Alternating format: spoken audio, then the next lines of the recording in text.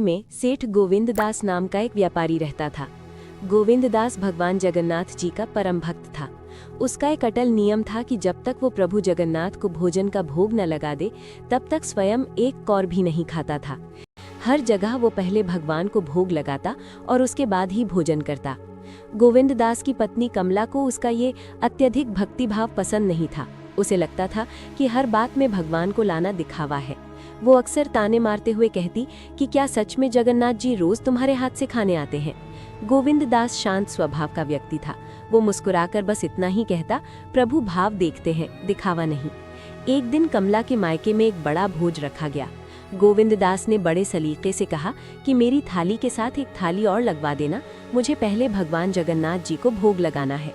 ये सुनते ही कमला झुंझला गई। उसने कहा कि आज सबके सामने ये सब मत करो, लोग क्या कहेंगे।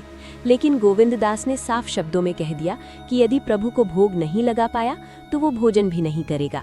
भोज में कुछ मेहमान गोविंद दास की भक्ति देखकर प्रभावित हुए तो कुछ उसका मजाक उड़ाने लगे। उन बातों को सुनकर कमला का मन और कठोर हो गया।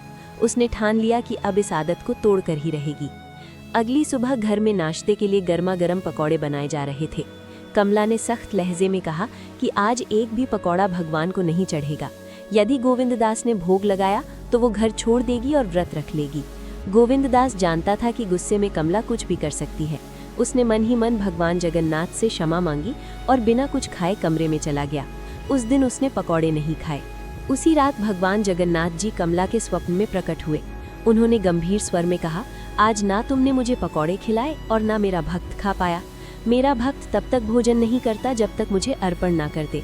तुम्हारे हठ के कारण आज मैं भी भूखा रहा और मेरा भक्त भी। ये सुनकर कमला भय और पश्चाताप से रो पड़ी।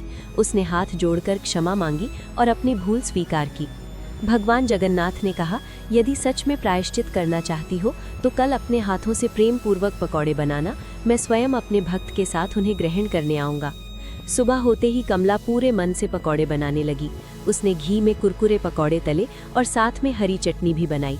गोविंद दास ने रोज की तरह भगवान को भोग लगाया। जब कमला चटनी लेने रसोई में गई तो उसकी आंखें खुली की खुली रह गईं। रसोई में साक्षात भगवान जगन्नाथ जी विराजमान थे और प्रेम से पकौड़े खा रहे थे। कमला घबराकर गोविंद दास को बुलाने लगी। गोविंद दास ने जब प्रभु को साक्षात देखा तो उसकी आंखों से आंसू बहने लगे। भगवान जगन्नाथ ने स्वयं अपने हाथों से गोविंद दास को पकौड़े खिलाए और आशीर्वाद देकर अंतर्ध्यान हो गए। उस दिन कमला को समझ आ गया कि भक्ति यदि सच्चे मन से की जाए तो भगवान स्वयं उसे स्वीकार करने आते हैं।